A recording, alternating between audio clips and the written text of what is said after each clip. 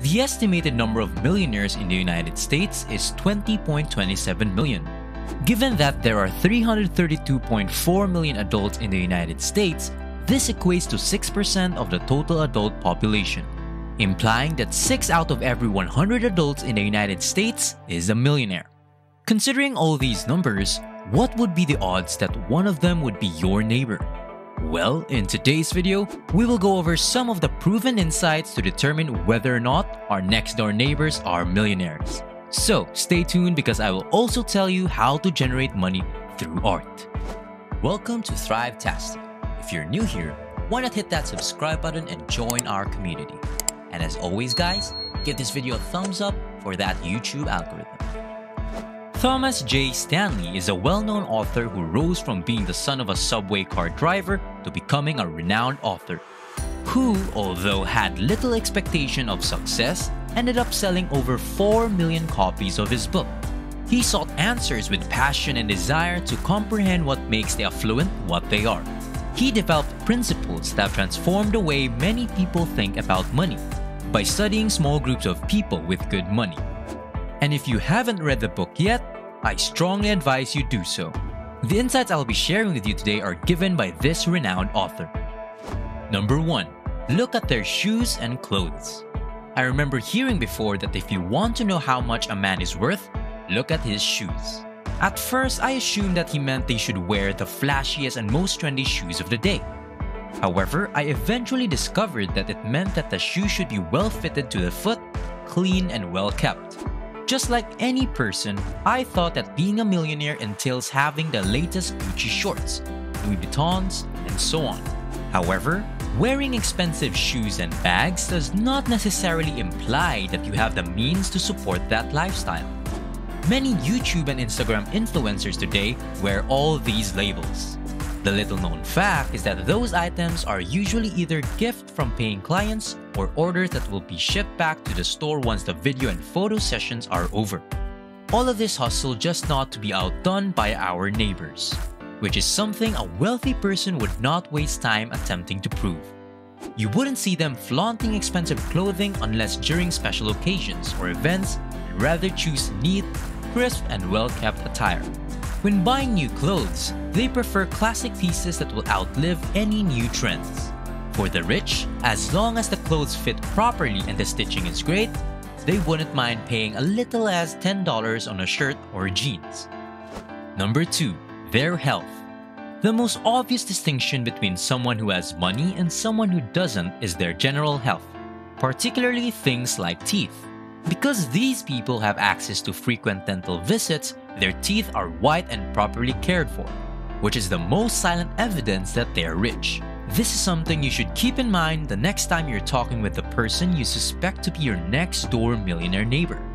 Another thing you should know is that these rich neighbors usually take the time to care for their health and appearance. They are typically lean and do not frequently consume junk food. They would rather have a nutritious and well-cooked meal in the comfort of their own homes. They jog in the mornings or later in the day after walking their dog. The wealthy are prepared to put in the effort to stay healthy all year because they feel that wealth is gained via health. Number 3. Look at their house and car. A high-status work puts pressure on you to choose a home that matches your job position. In most cases, you'd incur financial debt and then be subjected to a monthly maintenance cost for at least 3 years. Now, since you live in a wealthy neighborhood, you get a different kind of pressure. You feel as though you need a car that shows you belong there. And that, my friend, will incur you to additional debt to get the most recent car model. Again, your home needs larger, better furniture since you may be hosting the next barbecue. And heaven forbid you if your neighbors walk in and the tiles do not match the carpet. That new house has merely led to more and more spending, putting you farther into debt. If you're one of the few affluent individuals in society, you are fortunate to be called doctors, lawyers, engineers, and other titles that come with large salaries. You may not fall into financial ruin. However, your savings capacity will be significantly reduced to nearly nothing. The millionaire next door, on the other hand, understands the full cost of an expensive home. As a result, they will choose a reasonably priced property that meets its function. They'll drive around town in an old-looking automobile to keep their expenses low and their saving margins intact, if not increased. When a promotion comes knocking on their or their spouse's door, they are not quick to change their lifestyle. They save the money for emergencies because they understand that true financial freedom can only be obtained through wise financial management. Take a look at their walls. Art has the power to motivate us, improve our environment and our lives, and teach us to see things from other people's viewpoints. Since the revolution, and even before that, it has been customary for individuals with money and status to spend millions on it. This is not by chance. The ultra-rich have employed art to shield their riches from inflation for generations. So, it's no surprise that 10 to 30% of billionaires buy art. The Wall Street Journal termed the art industry one of the hottest markets on earth. And modern art pieces beating the S&P by 174% from 1995 to 2020. It also has a low correlation to any major asset class, making it an excellent diversification tool in one's portfolio. Furthermore, the total wealth stored in art is estimated to be 1.7 trillion, with Deloitte projecting a 900 billion increase by 2026. The only issue with the art business is its high entry hurdle. Number 4. Their spending habits. The author kept repeating a few key terms throughout the book, one of which was under-accumulation of wealth, or UAW, and prodigious accumulation of wealth, or PAW. Under-accumulation of wealth refers to a group of persons in society who appear to be wealthy but are actually in debt, while prodigious accumulation of wealth refers to another set of people who do not appear to be millionaires yet are wealthy. In the book, the people who practice this prodigious accumulation of wealth are referred to as next-door millionaires. These are the type of persons who are hardly noticed. They don't celebrate first birthdays or 50th birthdays, and they don't live opulent lives. They are simply basic. The most crucial goal for these families is to live below their means. And if you didn't know any better, you'd mistake them for a financially troubled family. They live very modest lifestyles, prioritizing experiences over material possessions. This means that the only large purchase they make each year is an adventure-filled vacation. In contrast to those who practice under-accumulation of wealth, would rather live their lives as a royal from Dubai. Before we go on with our list, I'd like to ask you guys, where do you think you belong? Under accumulation of wealth? Or are you one of those secret millionaires under the prodigious accumulation of wealth? Please let us know in the comment section down below. Number 5. Investment habits. Unlike the average person, the millionaire next door is cut from a different cloth. This is reflected in their investment practices. A typical money earner will try everything they can to creep up a newly renovated lifestyle, and they will end up hurrying for things that have little value. Some buy expensive clothes and rent luxurious apartments in the suburbs. But the few millionaires play the game smartly.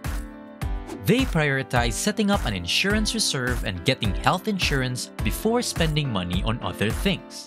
When you compare the two, it's like comparing gold to brass.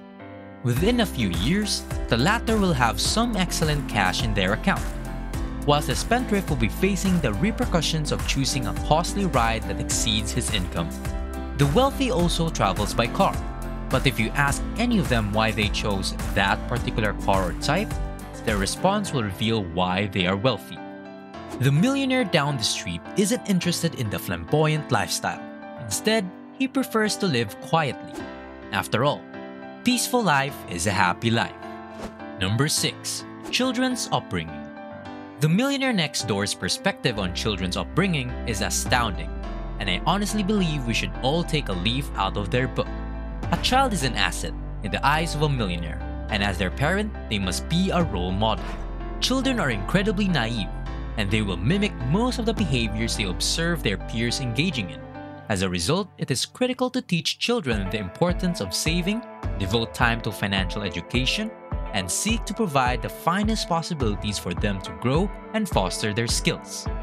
Millionaires feel that it is the responsibility of parents to teach their children social skills, how to engage with others, how to act and present themselves, and so forth. Parenting is the same across all social groups, and only the parent can effectively prepare the child for life. The children of the wealthy are exposed to a variety of forums that better prepare them for their future lives. So if you think your next door neighbor is a millionaire, have a look at their children. Number 7. Career choice.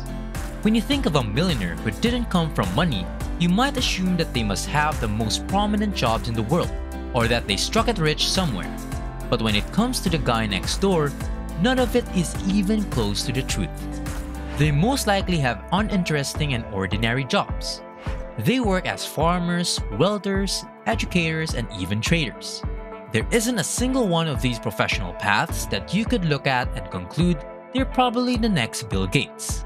These little career choices have allowed the rich neighbor to concentrate on what is important: financial independence.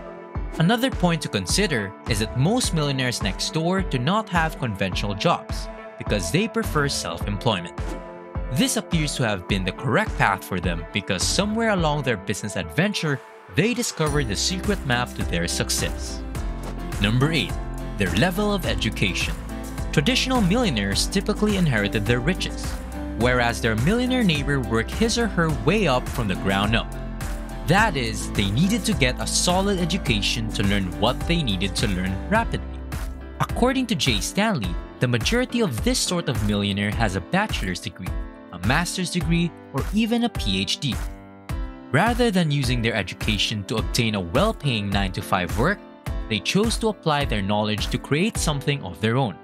This demonstrates that their success was not the result of chance, but rather of hard effort, deliberate choices, and sacrifices. Number 9. They prioritize paying down their debts. According to statistics compiled by specialist Jay Zygmunt, millionaires are more eager to get out of high-interest obligations as soon as they are financially capable. Yes, we can all agree that the wealthy have credit cards, but how many of them use them? And if they do, how many of those cards still have a balance? Debt might be beneficial at times, but it can also lead to drowning in a financial abyss. Millionaires are more cautious about debts and unneeded loans, and they are more strategic with their money. Anything with a credit on its name is a no-go for them. They'd rather invest in themselves than end up with large loans to service. And number 10, their choice of spouse. Choosing the correct partner is critical on your path to becoming a millionaire. You'll need someone to encourage you when you're down and to rejoice with you when you're successful. Furthermore, your spouse will become more of a partner in making key financial decisions. Sincere words from your spouse will motivate you to do more, and simply having a spouse around will provide you with the resilience to live. One thing you'll notice is that people's perceptions of millionaires have shifted substantially. In the 1980s and 1990s, millionaires desired to be seen, heard, and known. Many millionaires nowadays would rather be ordinary enough to blend in. Their distinct personality continues to stand out just because they earn more money than the majority of the population.